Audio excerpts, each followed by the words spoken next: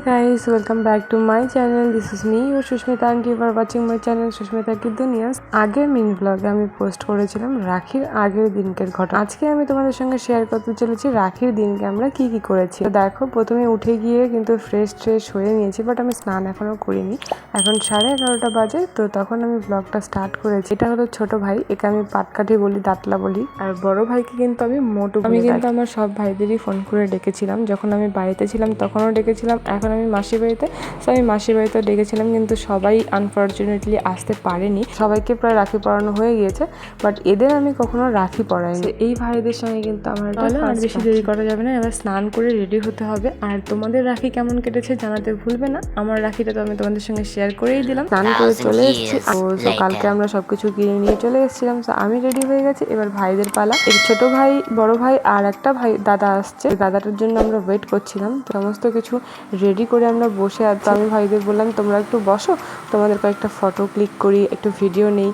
So ভাইরা বসে আছে। আর দাদা ফোন করে একটু আগেই জানালো যে আমি আর 10 মিনিটের মধ্যে ঢুকে যাব। দেন কিছুক্ষণ পরে কিন্তু দাদা চলে আসে। দাদা জানি যে আমরা সবাই উপোস রয়েছি। তো দাদা আসতে না আসতে দাদা আগে বলে চলো আগে রাখির পর্বটা শেষ করে ফেলি। বাট ওই টাইমের কোনো ক্লিপ আমি নিতে পারিনি, কারণ আমি তো নিজেই ব্যস্ত ছিলাম। সো আমার ক্যামেরা ধরার জন্য কেউ ছিল না। ভাইদের বলেছিলাম যে তোমরা কি নেবে, তো ভাইরা বলেছিল আমরা ঘুরতে যাবো আর খাবার দাবার। আবদার মেটাতে কিন্তু আমরা বাইরে ঘুরতে গিয়েছিলাম আর রেস্টুরেন্টে খাবার খেতে গিয়েছিলাম। সো বাইরে যখন আমরা যাচ্ছিলাম টোটোতে করে, দেখছি কয়েকটা ভাই আর বোন যারা বাইরে ঘোরাঘুরি করছিল সবাইকে রাখি পরাচ্ছিল। সো আমাদেরকেও কিন্তু ওরা রাখি পরিয়েছিল। বড় আবদার ছিল দিদিভাই তুমি তো চলেই এসছো, তো তোমরা জানো আমি মাসির বাড়িতে আছি।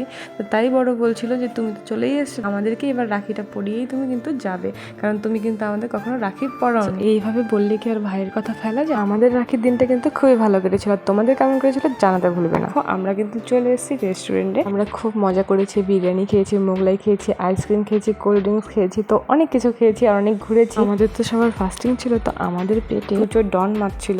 তো সবাই মিলে খাওয়া দাওয়া করে দিনটা ভালোই কেটেছে।